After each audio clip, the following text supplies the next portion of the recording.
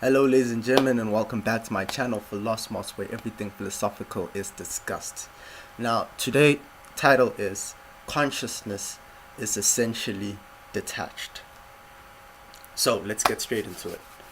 So your first notion on that topic is probably like one of confusion, because in most cases, the word detached implies or has negative connotations, right? And there are various reasons for this, because a person who's detached is a person that avoids engaging in their lives, It avoids engaging in their feelings and their pains and sufferings, whatever situations that could potentially be disturbing them. So detachment is the result in our society in a lot of cases. It's a result of mental disorders, when you've been in so many painful situations that you end up detaching yourself because you want to avoid or resist the pain. So, like, for example, somebody who's been in numerous relationships that did not end well, there's a high chance that the next relationship that they engage in, they will be less detached. And the reason why that is because there's an inclination now that exists within them to avoid pain. Okay, so usually that is the momentum that is backed through detachment. It's the energy of avoidance and the energy of resistance, resisting what is and resisting the pain that seems to fluctuate more so than often in your life.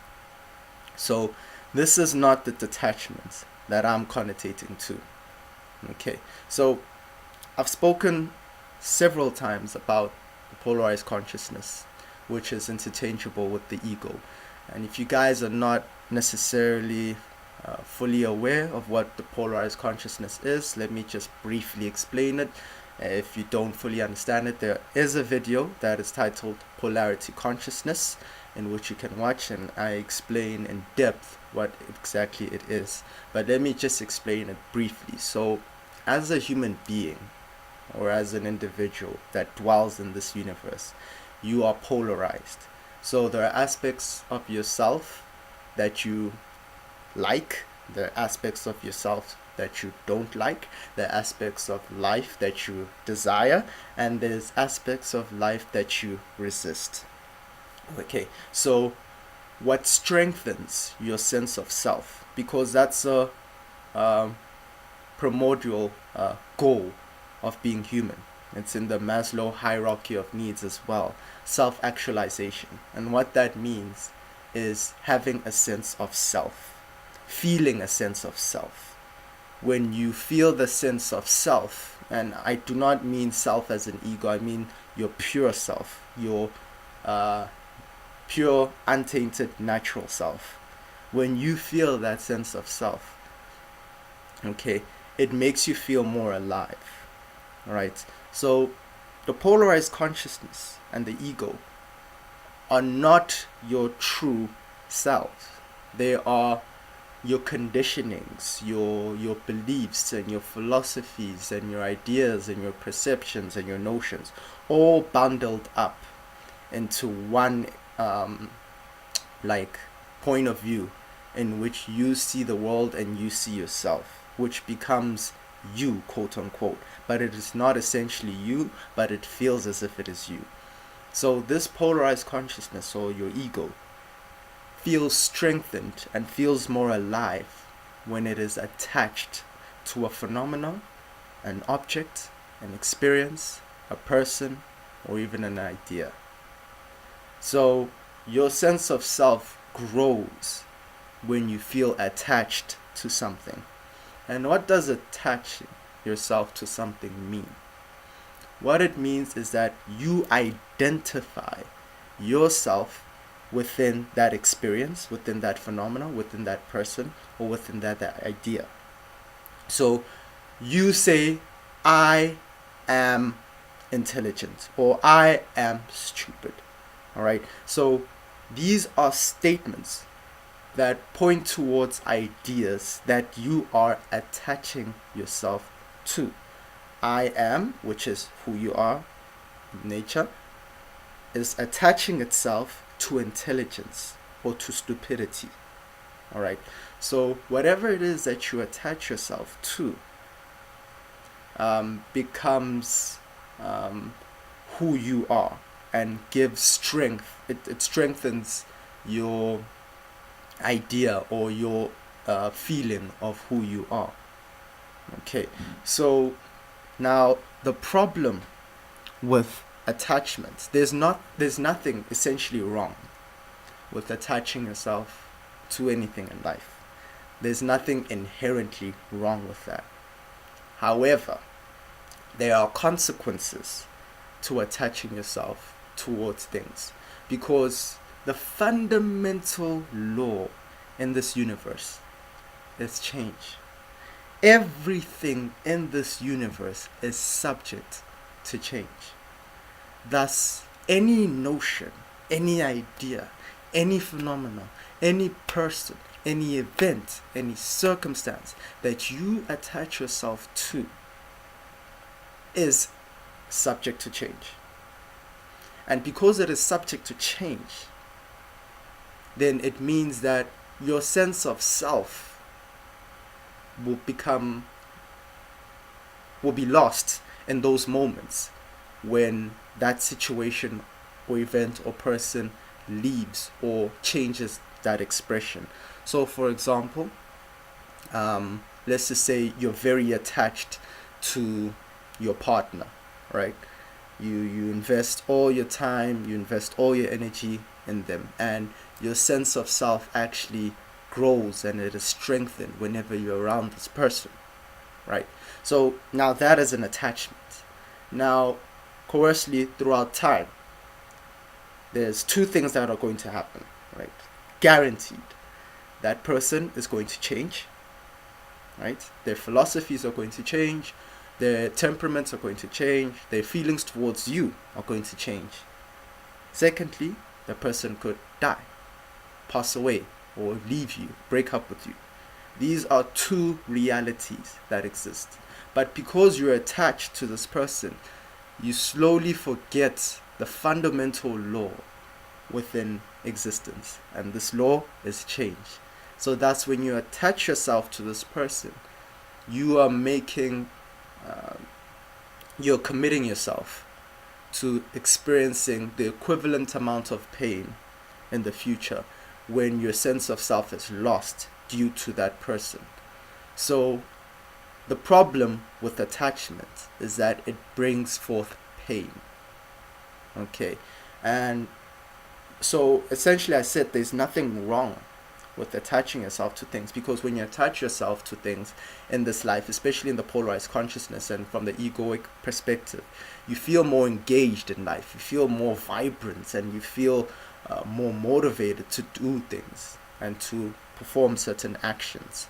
But the prerequisite consequence of you doing that, of you attaching yourself to things, is you bring the equivalent amount of pain in the picture. Now, consciousness, pure consciousness, not the polarized consciousness, not the egoic consciousness, but pure consciousness. And pure consciousness, I spoke about this as well. If you're not familiar with it, please watch that video. I've got that video too on my channel. I'll briefly explain what it is right now. It's the consciousness that sees beyond the polarized consciousness and sees beyond the ego. In fact, pure consciousness is beyond the universe. The universe is within consciousness. Okay, everything is within consciousness. Thus, consciousness stands above everything else. And when it stands above everything else, it is just merely purely observing whatever is transpiring before your eyes or transpiring within your inner climate, right? Your feelings, your perceptions, your thoughts, and the external world as well. So Why I say consciousness is detached, meaning it pays no mind to whatever occurs within your life, within your existence.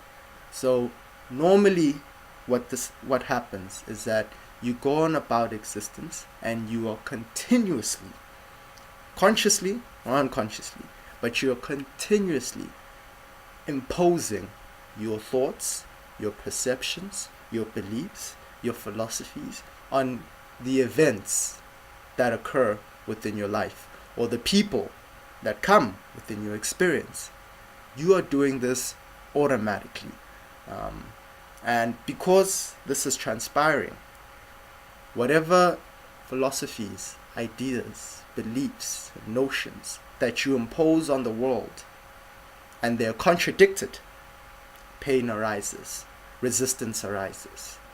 But with consciousness, with pure consciousness, it is able to observe the world, observe phenomena, events, circumstances, people, and within yourself as well. It's able to observe your thoughts, your beliefs, your notions, your perspectives from the state of being of not attaching itself to it.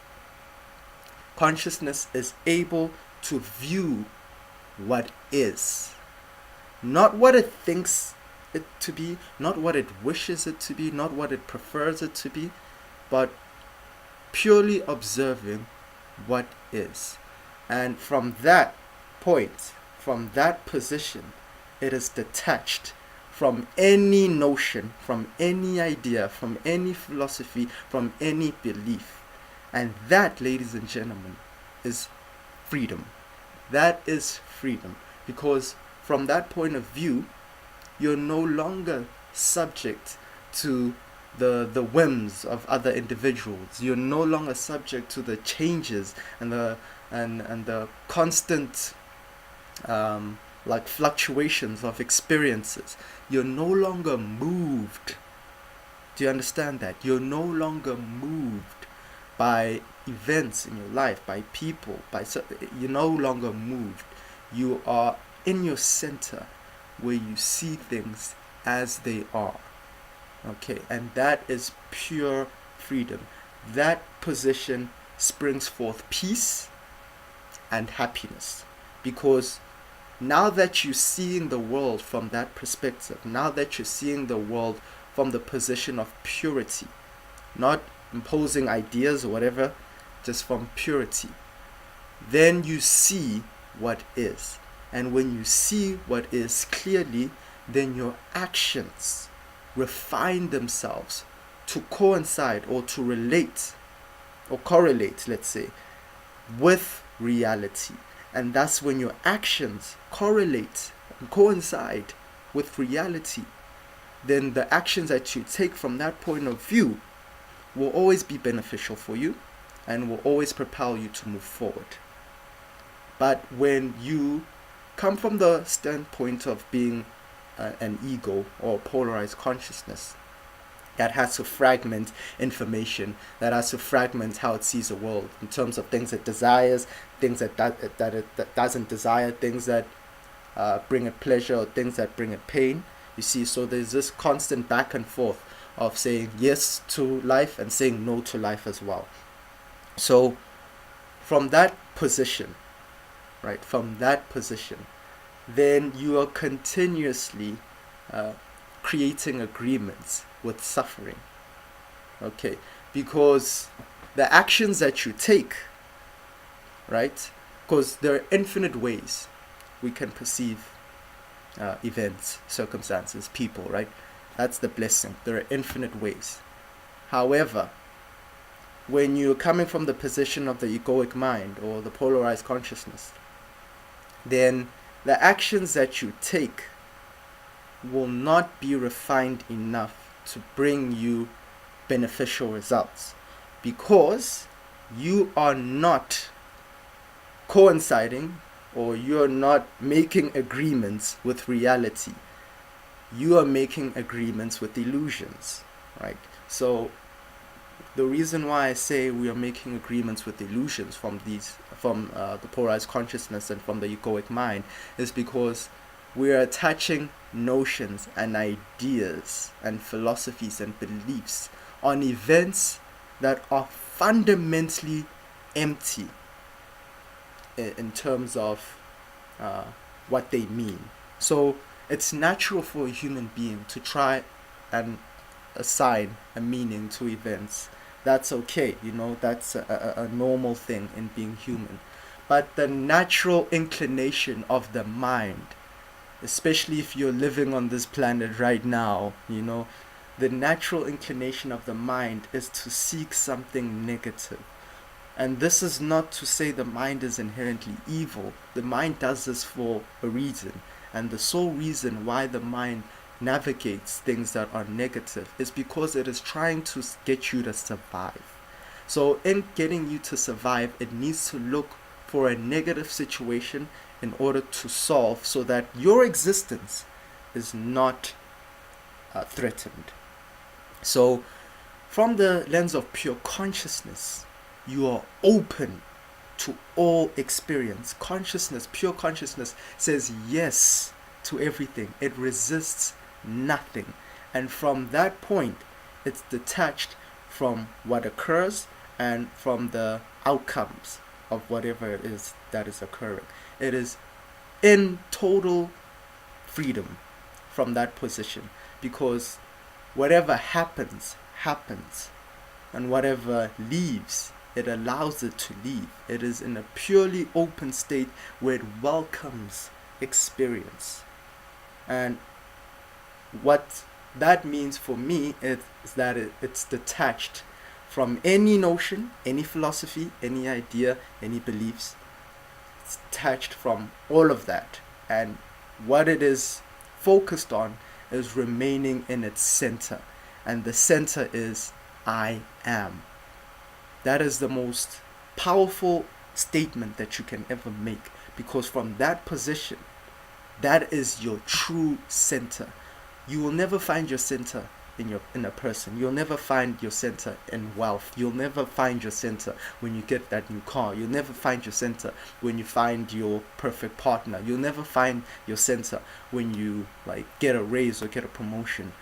You will never find your center in the world. And what I mean is, you'll never find your sense of self in the world, because your sense of self is your very own consciousness. And when you dwell within pure consciousness, then your sense of self becomes your center.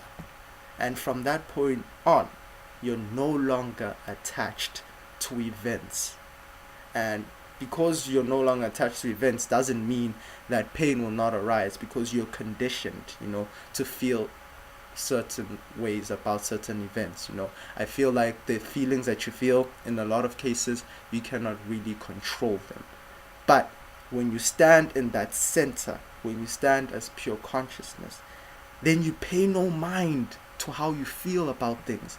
You pay no mind to the resistance that your body has for new experiences, or for things that did not necessarily go your way. You pay no mind to events that occur in your life. Not to say that you're a passive observer, but you're no longer moved by existence. And this, ladies and gentlemen, is the optimal goal. This, ladies and gentlemen, once you reach the state, is the most pure state that you can ever have. And from that, freedom, happiness, and peace become your natural states of being. So thank you very much for listening to this video, guys. Please like, please share, please subscribe. And to end it off, as I always end it off, for those who seek no more. For in the present, we find it all. Thank you very much, guys.